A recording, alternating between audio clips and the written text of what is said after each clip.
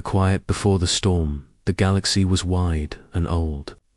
Many great empires ruled the stars, each with fleets so large they could block the light of suns.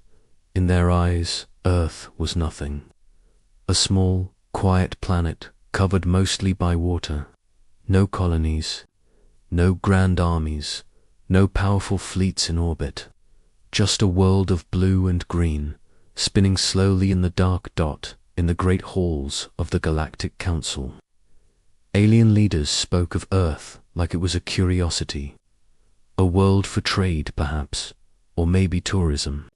Harmless, weak, not worth fear. Some even laughed at the idea of humans fighting in space. Their ships are small, one council member said. Their weapons are primitive. If they ever resist, we will crush them in a day. But there were whispers, strange whispers. They came from scout captains and merchants who passed near Earth's. Systemlay spoke in low voices, careful not to be heard. Ships sent to orbit Earth had gone silent. Not in battle, just gone, vanished without distress calls. Submarine drones, sent to explore the oceans, never returned. Sometimes they sent back one last image before going dark, blurry shapes in the deep. Far larger than any sea creature should be. The Council ignored these stories. They called them space legends, lies made by smugglers to sound important. But one alien did not laugh. Commander Zaroth of the Viren Empire had fought many battles in his time. He had learned that the greatest dangers often came from the quietest corners of the galaxy. He decided to see Earth for himself. His warship, the Seeker's Fang, entered the system without announcing its presence. He kept his distance from the human satellites, watching from the shadows. For days, nothing happened. His scanners showed oceans, mountains, cities. Humans went about their lives, unaware of his watchful eyes. Zaroth began to think maybe the Council was right. Maybe Earth truly was defenseless. But then, on the 7th day, he noticed something. His deep ocean scanners picked up unusual readings, massive shapes on the ocean floor. At first, he thought they were geological formations, like mountains under the sea. But mountains did not move, and these shapes moved, slowly, with purpose. He adjusted his sensors to scan deeper. That was when the interference began. His screens flickered. Strange waves of energy pulsed from the depths. Even his most advanced systems could not penetrate. Far it was as if something below was blocking him.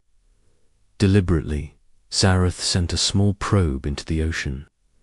It descended into the darkness, its lights cutting through the cold water. It sent back images, strange, dark structures in the deep, too smooth to be natural, too massive to be ships. And then, something moved between the probe and the structures. The image blurred. The water around the probe seemed to ripple unnaturally. Then, without warning, the feed went dead. Zaroth frowned. He sent another probe. It too vanished. He tried a third. This time, it made it a little deeper before it caught sight of something vast, something metallic, its surface covered in strange markings. It did not look like any alien ship Zaroth had seen before. Before the probe could get closer, a sudden pulse of energy fried its systems. 3 probes lost. Zaroth had seen enough to know. Earth's oceans hid more than fish and coral. But the Council would not believe him without proof. He began recording every reading, every image, every anomaly. He planned to return with data so strong even the most arrogant council member would have to take him seriously. Yet, as night fell over Earth, Zaroth felt an uneasy pressure in the air. It was a strange thing for a seasoned commander to feel a presence, as if something vast and ancient was watching him back. In the darkness of the ship's control room, his first officer approached. "Sir," she said softly, "there is movement, many readings from below, hundreds, no thousands." Zareth turned sharply to the display. The scanner was showing a swarm of massive shapes rising slowly from the ocean floor, too slow to be missiles, too large to be creatures. Each one carried the weight and signature of a warship. Then the signals stopped. Every reading vanished. At once, as if nothing had been there, silence filled the bridge. The crew exchanged nervous looks. Zareth's claws tapped against the arm of his chair. He had seen this tactic before, from humans, but from predators. The kind that let their prey think they were safe before striking. Far below, in the crushing dark of the ocean depths, something stirred, and though Zareth could not hear it, a deep, almost ancient hum began to pulse through the waters, a signal that had not been sent in centuries. Earth was waking. Long before the galaxy had even noticed Earth. Humanity had noticed the galaxy. It was not the peaceful meeting that history books would later claim. The first visitors had not come with open hands. They came with weapons, hunting for resources. The humans had no fleets in space back then, but they fought back with what they had. The world's governments united in a way they had never done before. The first alien scouts who tried to land were never seen again. The wreckage of their ships was hidden, their technology taken apart in secret labs. What Earth learned from those broken ships changed everything. New materials, new weapons, new engines, but humanity made a choice. They would not build their defenses in the sky where everyone could see. That was where the empires looked. Instead, they turned to the deepest parts of their oceans, places where even sunlight could not reach. On the ocean floors, they carved massive hangars into the bedrock, each the size of a floating city. They built ship after ship in total silence. Some were sleek hunter craft, others were colossal dreadnoughts with armor so thick they could ram through an asteroid. The water hid them from scanners, and the crushing pressure kept intruders away. Even as centuries passed, the fleets grew. They used human designs at first, but with every alien ship they captured, they added new tricks. Cloaking fields stolen from a Viren war cruiser, energy shields taken from the Gether Dominion, beam cannons reverse-engineered from a Wraith destroyer. Each ship was a hybrid of everything the galaxy feared, hidden under waves that looked calm to anyone flying above. Now, Commander Zareth's presence had not gone unnoticed. Deep within the control halls of the hidden fleet, alarms had gone off the moment his probes touched the water. Human operators watched his ship's movements, their faces calm but their eyes sharp. They knew this day would come.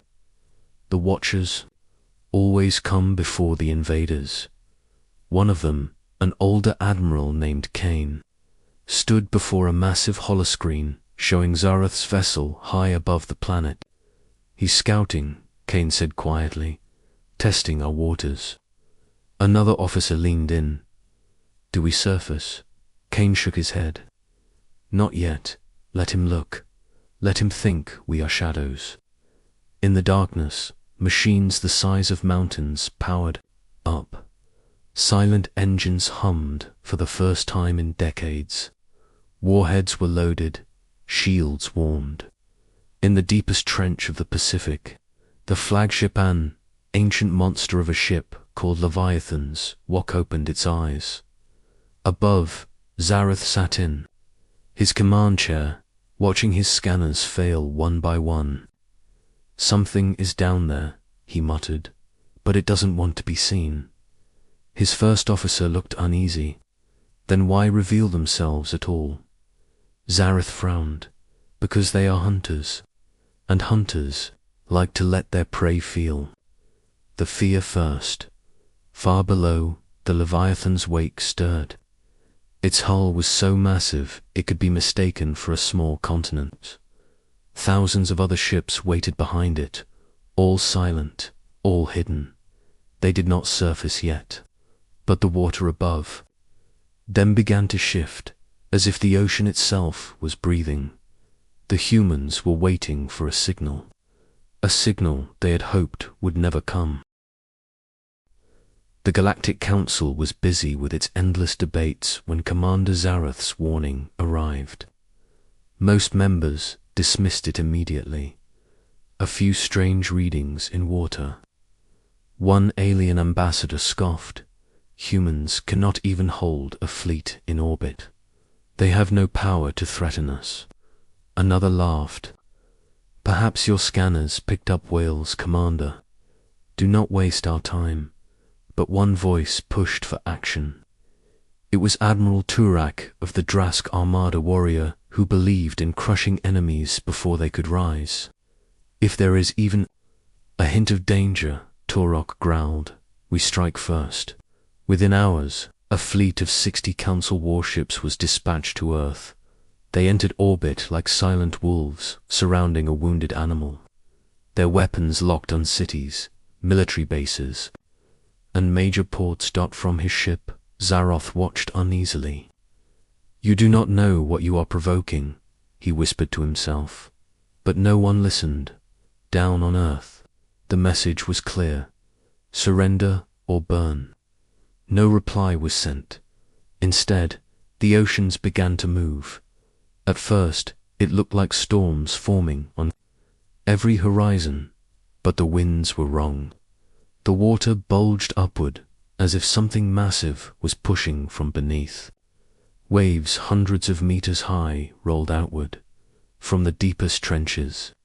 An ancient hum echoed low and heavy, felt more in the bones than heard by the ears.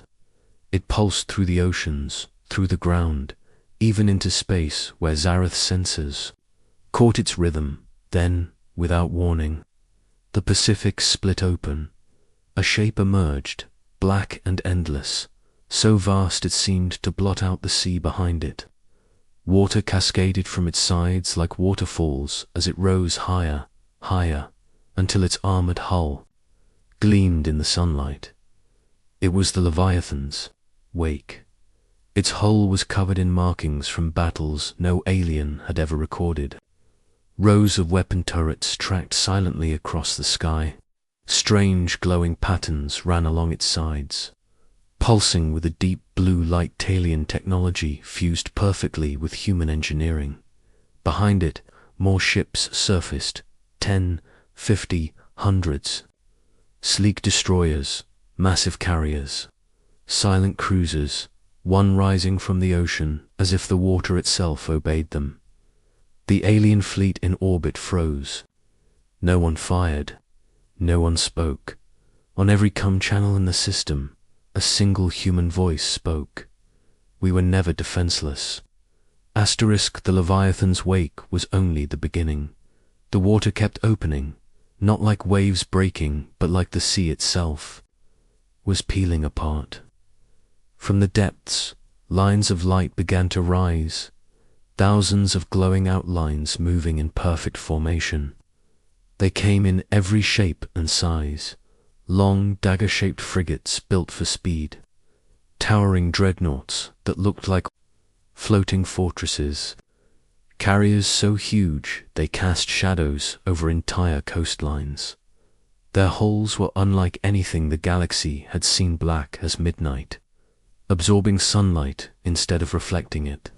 Weapons bristled along every surface, some glowing with the pale blue of alien plasma, others with the deep orange heat of human rail cannons. From orbit, alien officers stared in disbelief. There must be tens of thousands, one whispered. His captain's voice trembled. Count again. The scanner operator shook his head. Not thousands, millions. The ships rose without sound, water streaming from their armor like rain from the sky. They did not rush. They did not need to. Every movement was precise, controlled, and terrifying in its calmness.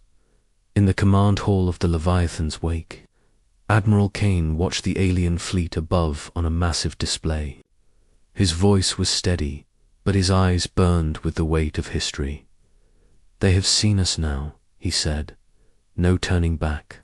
Signals flashed between ships faster than light. The fleet's formation shifted, each vessel sliding into perfect alignment as if they had been waiting for this moment all their lives. Above, the Council fleet began to panic. Orders overlapped. Captains shouted over one another.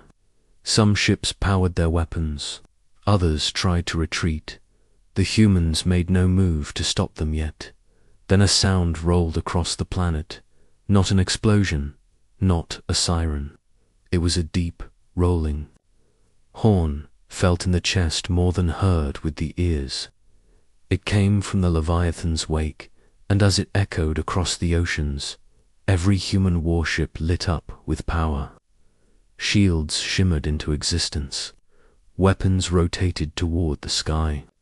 Engines roared, for the first time in living memory. Earth's oceans were empty because the gates had opened, and the ships that had slept for centuries now hung above the waves, ready to leave. From the flagship, Kane sent one last message. To every corner of the galaxy, the tide has turned, and it will not fall again. The million-ship armada began to rise higher, their shadows swallowing the seas below. The alien fleet had come to intimidate. Now they faced a wall of steel and fire. From orbit, the Council ships tried to back away, but the million-ship armada rose faster than they could retreat. Human warships climbed through the clouds, their dark hulls cutting through the sunlight like blades. Admiral Kane stood at the bridge of the Leviathan's wake, his voice calm. "Lock targets.